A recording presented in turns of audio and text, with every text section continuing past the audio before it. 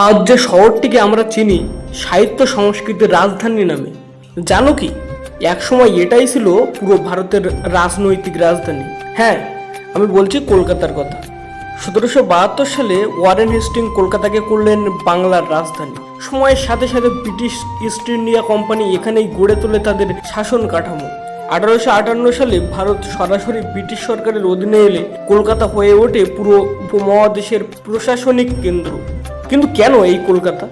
হুগলি নদীর বন্দর সুবিধা, ইউরোপিয়ান বসতির উপস্থিতি, পূর্ব ভারতের ব্যবসায়িক কেন্দ্র ও রাজনৈতিক নিয়ন্ত্রণ সহজ। এ কারণেই কলকাতাকে করা হয়েছিল ভারতের প্রথম রাজধানী। 1911 সালে ব্রিটিশ সরকার রাজধানী স্থানান্তর করে দিল্লিতে, কিন্তু ইতিহাসে কলকাতার নাম রয়ে গেল ভারতের প্রথম রাজধানী হিসাবে।